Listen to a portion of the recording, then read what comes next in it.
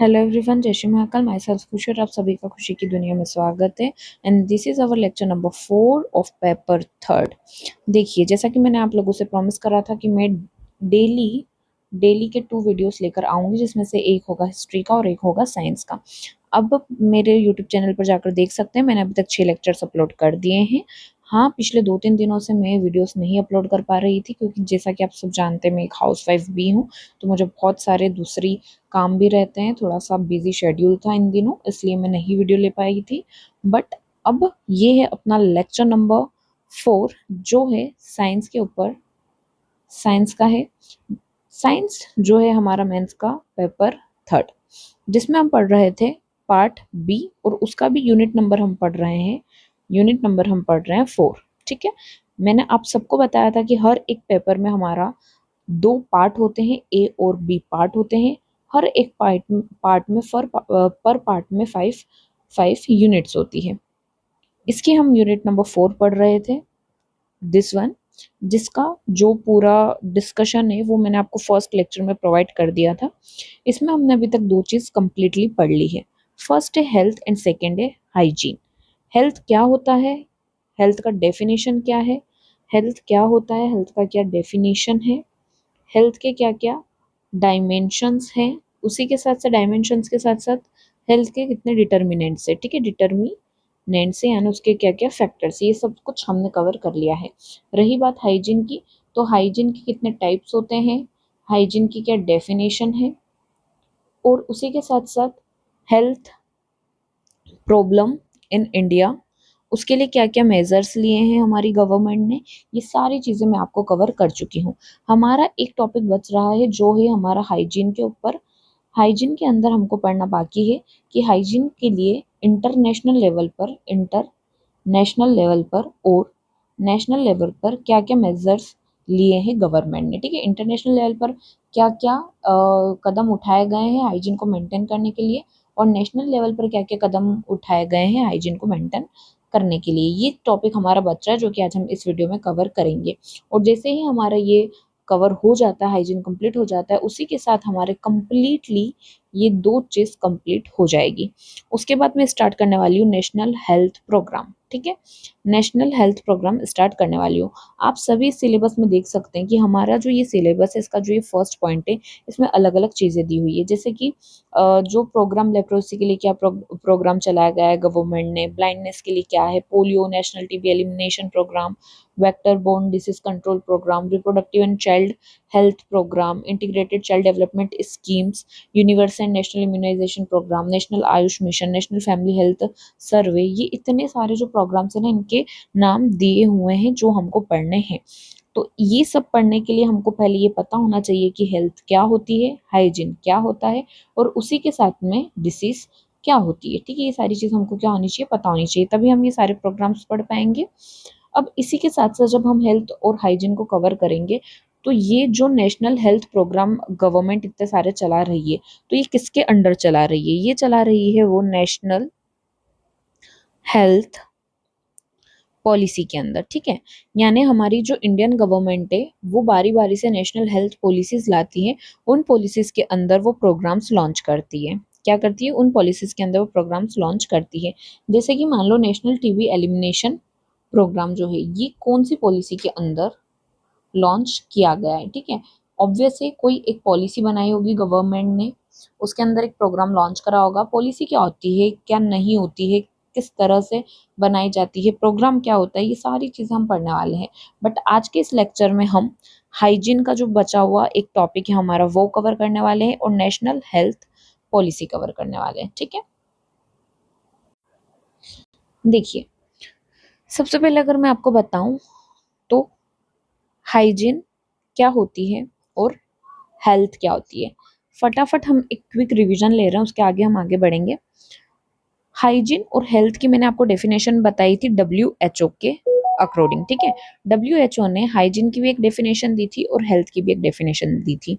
वो डेफिनेशन क्या थी, वो लिखते हैं। हेल्थ की डेफिनेशन हमने क्या पढ़ी थी, अकॉर्डिंग टू WHO, क्या है हेल्थ की definition, health is not limited to the absence of disease but is a state of complete completely physical, mental and social well being. ठीक है, ये डेफिनेशन हमने याद करी थी हेल्थ के ऊपर। आई होप सो आपको सबको याद होगा। हाइजीन के लिए हमने क्या डेफिनेशन याद रखी थी? Conditions and practices which makes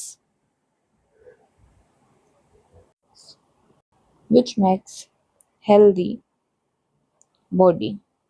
और इसकी जगह हम ये भी लिख सकते हैं conditions and practices that helps to maintain healthy body. ठीक है, ये हमारी हाइजीन की डेफिनेशन हो गई, ये हमारी हेल्थ की डेफिनेशन हो गई। ये दोनों डेफिनेशन एकदम रट्टा मार लीजिए, याद होनी चाहिए, 2 मार्कर में आ सकती है। ओके, तो हेल्थ हो गया, हाइजीन हो गया, इसका जो भी रिवीजन है आगे का, इसके determinant, dimensions, health problem, measures, programmes, ये सब आप रिवीजन कर लीजिएगा। अब हम पढ़ने जा रहे हैं हमारा इंटरनेशनल लेवल पर और नेशनल लेवल पर हेल्थ के क्या क्या एफर्ट्स हैं। Discuss the international and national efforts to maintain hygiene.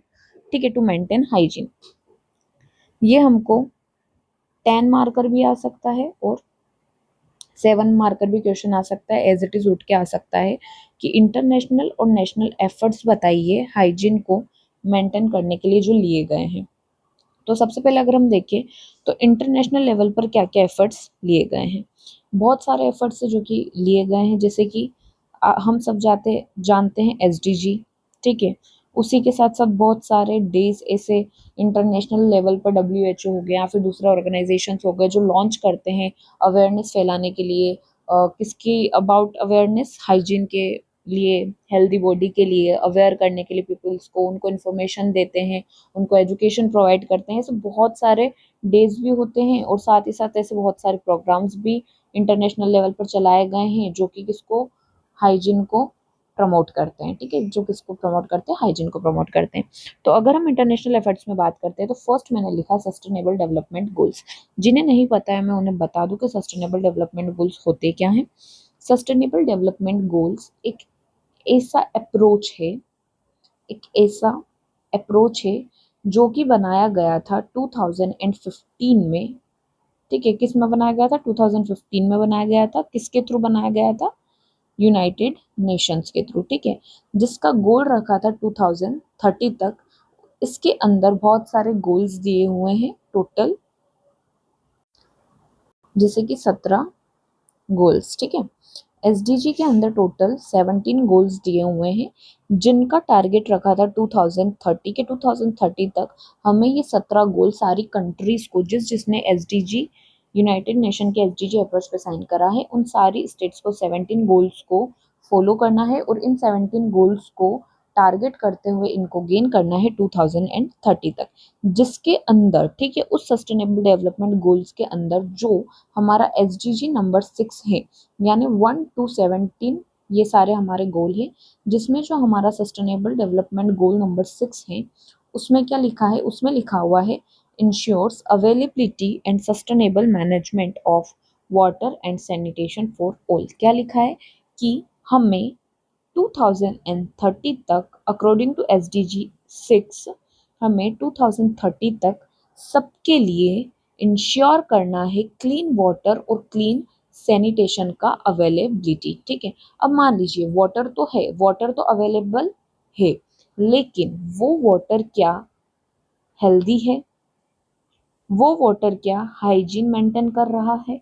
ये हमारा क्वेश्चन है। ठीक है, तो हमें इंश्योर करना है कि वाटर अवेलेबिलिटी जो है वो बिल्कुल कैसी हो? क्लीन वाटर हो, एकदम हेल्दी वाटर हो, जिससे किसी को कोई डिसीज ना हो। ठीक है, कोई डिसीज ना हो, वो क्लीन हो और वो हेल्दी हो, ये हमको इंश्योर कर कर चलना है।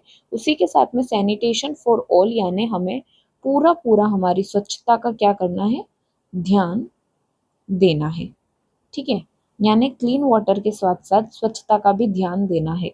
मान लीजिए यहाँ पे किसी के घर बने हुए, ऐसा नहीं कि ये घर बने हुए तो यहाँ पे ही कचरा फैला हुआ है, रोड कंस्ट्रक्शन अच्छा नहीं है कि उसमें पानी भरा है, मच्छर पैदा हो रहे हैं जिससे मलेरिया डेंगू हो रहा है, ठीक है। तो ये सारा जो चीज़ है ना, ये सैनिटेशन में आता है, ये काय में आता है, ये हमारी स्वच्छता में आता है।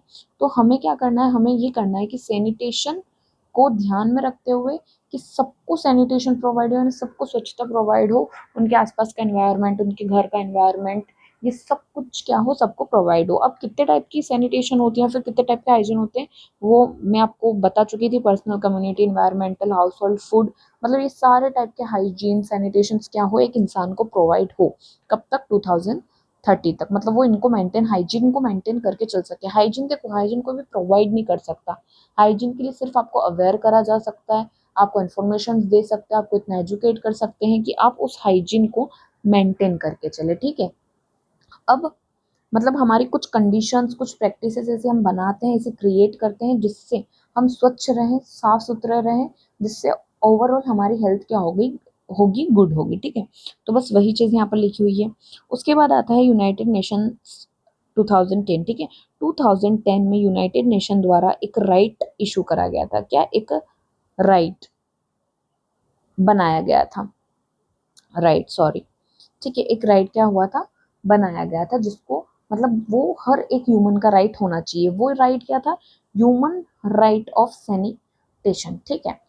मतलब 2007 में यूनाइटेड नेशन ने डिक्लेयर करा था ह्यूमन राइट ऑफ सैनिटेशन। अब ये क्या होता है? जो ह्यूमन राइट ऑफ सैनिटेशन है, ये इंश्योर करता है सबके लिए कि सबको सेफ, क्लीन और अफोर्डेबल सैनिटेशन सर्विसेज प्रोवाइड की जाए या फिर वो एक्सेस कर सकें। अब कि सैनिटेशन सर्विसेज क्या होती है? मान लीजिए हमारे सबके घर में क्या होता है, कचरा होता है, ठीक है। अब वो कचरा हम कहाँ फेंकेंगे? वो कचरा हम कहाँ फेंकते हैं? या तो हमारे गांव के, अगर कोई रूरल एरियाज में रहता है तो हाँ, तो गांव के बाहर, या फिर सिटीज एरियाज में भी आपने देखा होगा बहुत सारे ऐसे मतलब ढेर लगा देते हैं लोग अपनी कॉलोनी के बाहर, जहाँ पे कचरा फेंक फेंक के। लेकिन अगर गवर्नमेंट हर कॉलोनी में, हर गांव में अगर कचरा गाड़ी प्रोवाइड करेगी, क्या प्रोवाइड करेगी? कचरा गाड़ी प्रोवाइड करेगी, तो ये जितने भी घर हैं, ये अपना कचरा जो है ये आसपास ना फेंकते हुए, या फिर किसी भी पानी में ना फेंकते हुए, किसी भी नाले, नाली, मतलब हम अधिकतर देखते हैं कि कचरा कहाँ फेंकते हैं, नाले में, पानी में, या फिर कहीं भी अगर कोई खाली ग्राउंड है तो वहाँ कॉलोनीज वाले या फिर गांव के एरियाज में वहां जाकर फेंक देंगे। बट अगर कचरा गाड़ी आ रही है तो ये सारे घर वाले क्या करेंगे, इस कचरा गाड़ी में अपना कचरा फेंकेंगे, जिससे क्या होगा कि हमारे गांव, हमारा जो एरिया है वो साफ रहेगा, हमारी जो कॉलोनीज है वो साफ रहेगी, हमारा जो आसपास का एनवायरनमेंट है वो क्या रहेगा, साफ रहेगा, ठीक है। तो ये हमारी क्या हो गई, सैनिटेशन सर्विस प्रोवाइड करी। किसने प्रोवाइड करी? गवर्नमेंट ने प्रोवाइड करी। उसी तरह मान लीजिए वाटर है, तो अगर clean water, government clean water provide करती है, अगर वाटर को क्लीन करने की मेथड्स यूज करती है, उसके बाद में जो भी डिस्पोजल, वेस्ट डिस्पोज करने के लिए जो भी मेथड्स यूज होती है वो अच्छी मेथड्स यूज हो, तो ये सारी चीजें हमारी कैसे आएगी, सैनिटेशन सर्विस में। तो बस यहाँ पे वही लिखा गया है कि हर एक ह्यूमन का ये राइट है कि उसे अच्छी सैनिटेशन सर्विस प्रोवाइड की जाए। किसके थ्रू? गवर्नमेंट के थ्रू की जाए।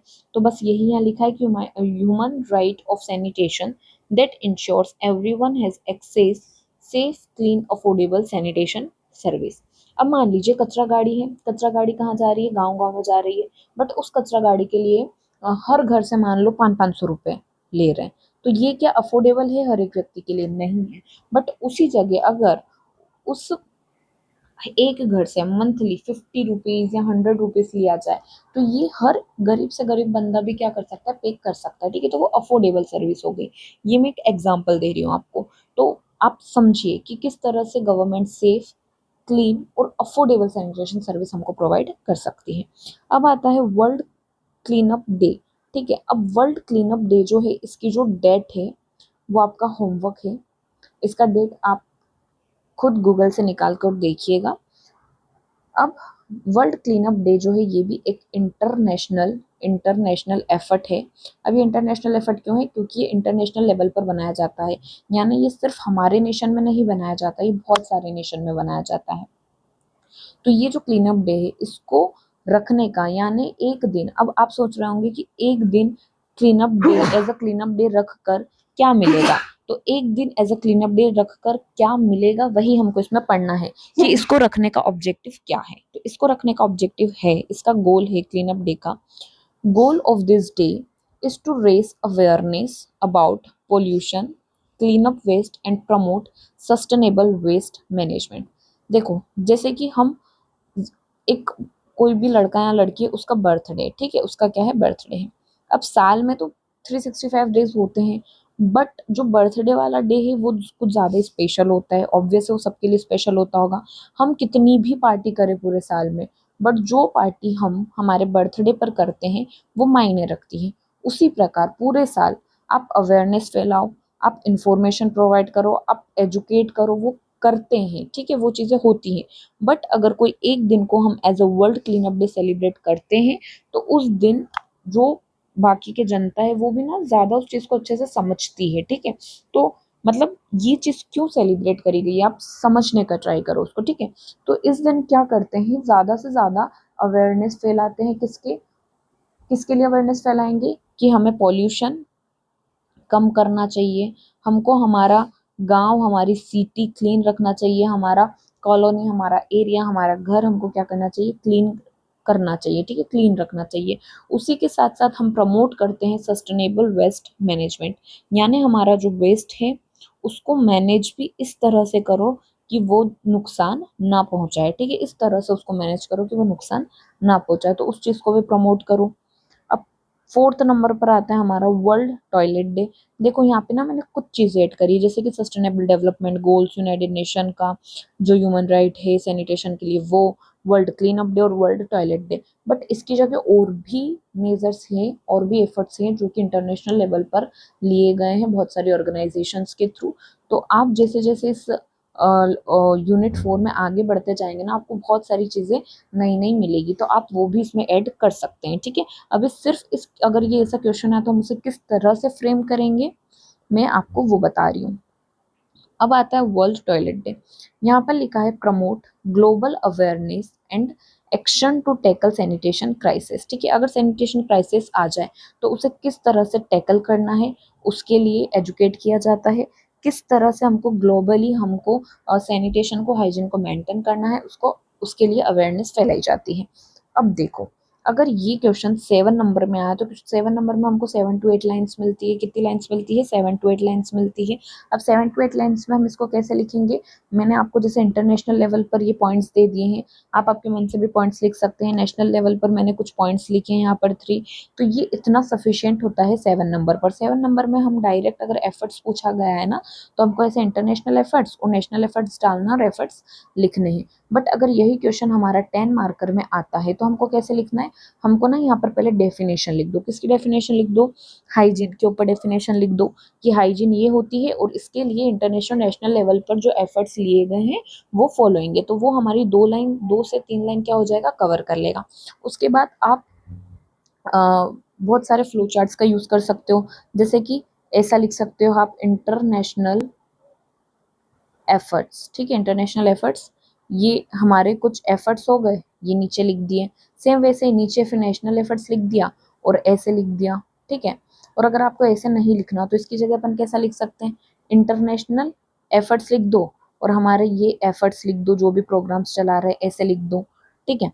इसके अलावा आप ऐसे करके भी लिख सकते हैं इंटरनेशनल एफर्ट्स, मतलब ऐसे आप लिख दो यहाँ पे और फिर ये ऐसे ऐसे कर कर एफर्ट्स बता दो। ये बहुत सारे ऐसे फ्लो चार्ट से जो आप लिख सकते हो। मैंने जैसे अभी ये पॉइंट्स में लिखा है ना, ये मैंने सिर्फ आपको समझाने के लिए लिखा, बट हर एक आंसर में आपको किस तरह से उस आंसर को लिखना है ये आपका खुद का एक स्किल है। आपको कैसे लिखना है ना वो आपकी चॉइस है, ठीक है। किस तरह से आप उस आंसर को और बेटर बना पाते हो, यही चीज हम आंसर राइटिंग में सीखते हैं। सबको शायद आंसर तो पता होगा बट उसको कैसे लिखना है वो चीज़ हम सीखते हैं। तो ये वर्ल्ड टॉयलेट डे भी हो गया। अब आता है नेशनल एफर्ट्स। नेशनल एफर्ट्स में जैसे कि मैंने यहाँ पे लिखा है ग्रामीण स्वच्छता प्रोग्राम, सेकंड लिखा है संपूर्ण स्वच्छता अभियान, थर्ड लिखा है स्वच्छ भारत अभियान।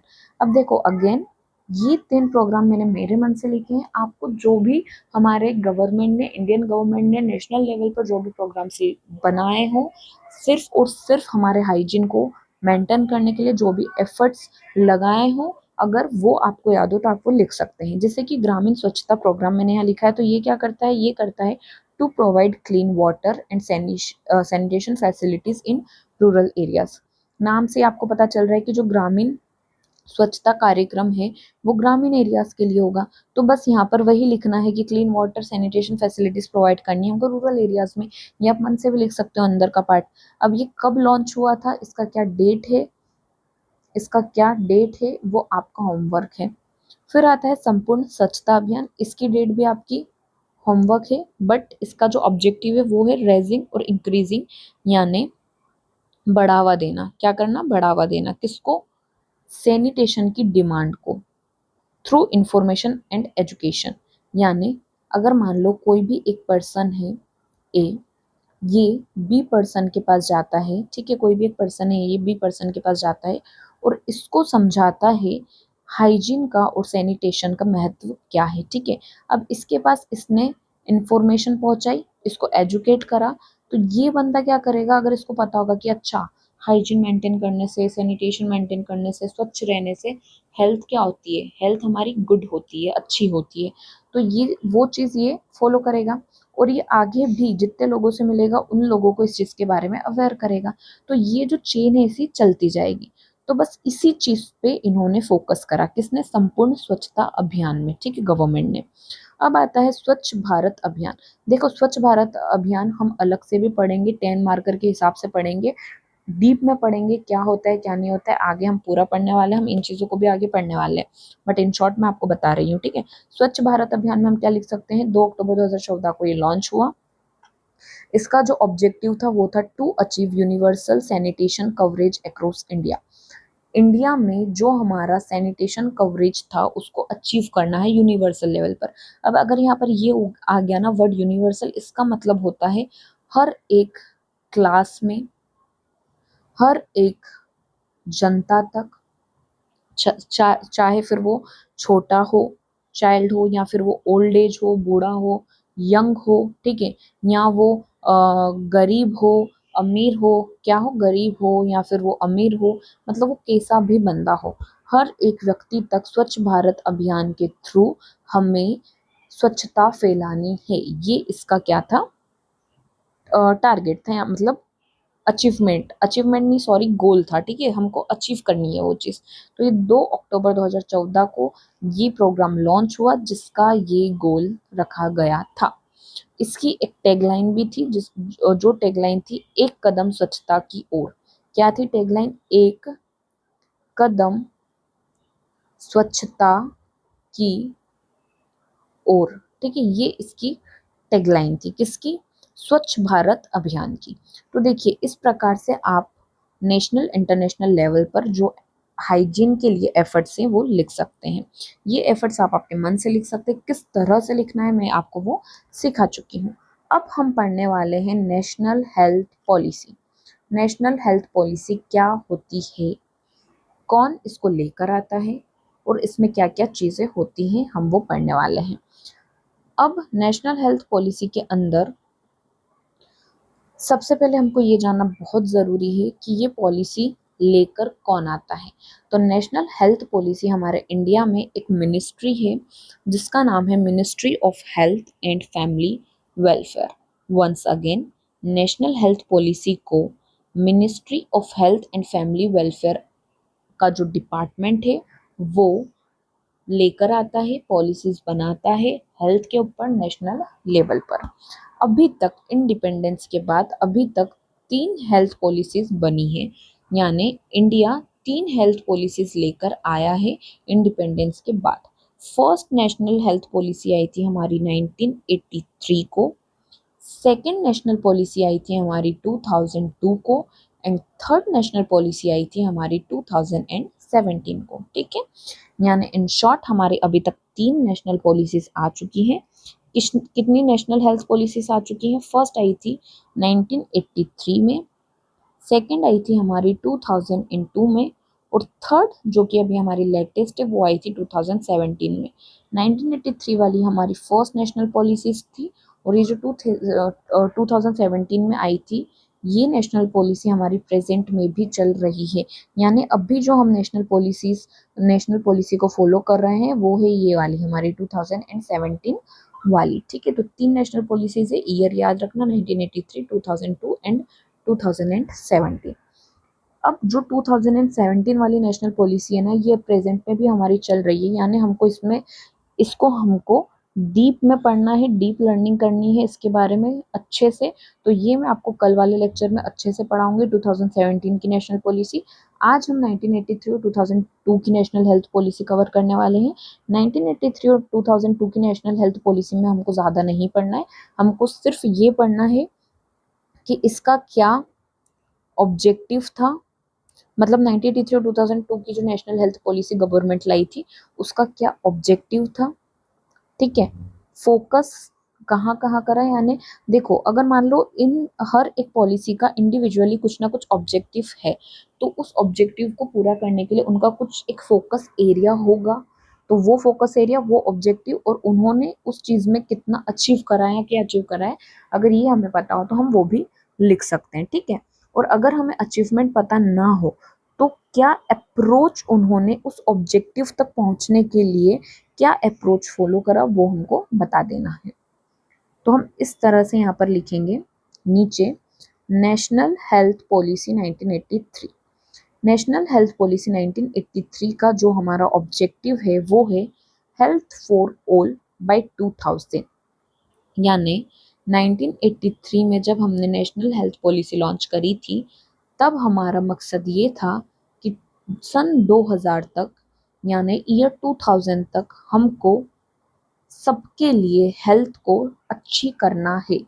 हेल्थ फॉर ऑल यानी हमको सबके लिए हेल्थ प्रोवाइड करनी है, सबके लिए हेल्थ को इतना अच्छा सक्षम करना है कि हर एक व्यक्ति हेल्दी रह सके। ठीक है, अब इसका जो मेन फोकस एरिया था वो था रूरल एरियाज, यानी हमने मान लीजिए 2002 में तो हमने रूरल एरिया और उसी के साथ साथ हमने अर्बन एरिया दोनों को कंबाइन करके चले। बट सबसे ज़्यादा क्या था, क्योंकि ये 1983 की बात कर रहे हैं हम, और ये 1983 के टाइम पे क्या होता था, गांव के जो इलाके थे ना वहाँ पर हेल्थ के बहुत सारी प्रॉब्लम्स थी।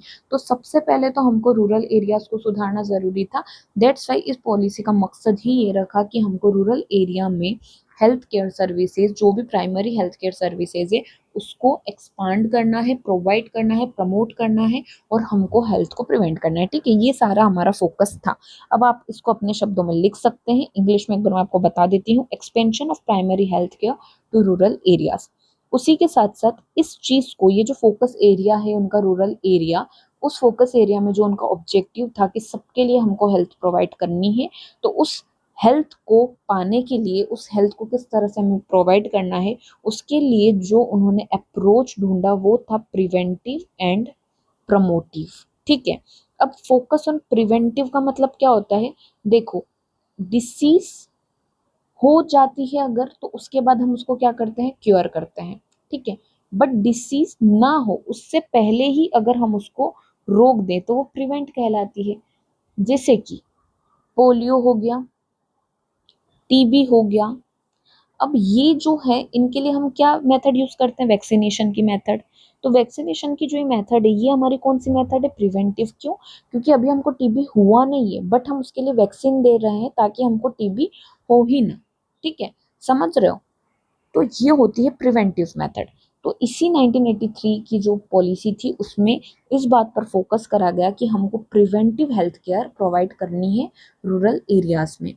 प्रमोटिव हेल्थ केयर यानी बहुत सारे लोगों को हेल्थ के बारे में पता ही नहीं होता है, उनको नॉलेज ही नहीं होता है कि हेल्थ क्या होती है, किस तरह से हमको हेल्दी रहना है, किस तरह से हमको एक हेल्दी बॉडी को मेंटेन करके चलना है।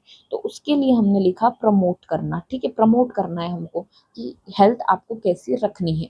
और अगर आप हेल्थ केयर सर्विस प्रोवाइड कर रहे हैं रूरल एरियाज में तो हर व्यक्ति तक उसके बारे में जानकारी देना कि ऐसी ऐसी हेल्थ केयर सर्विस है जो कि गवर्नमेंट के द्वारा प्रोवाइड की जा रही है, तो उसे बोला जाता है प्रमोट करना उस चीज़ को। ठीक है, तो आई होप सो आपको ये चीज़ क्लियर हो गई होगी, 1983 की नेशनल हेल्थ पॉलिसी आपको क्लियर हो गई होगी।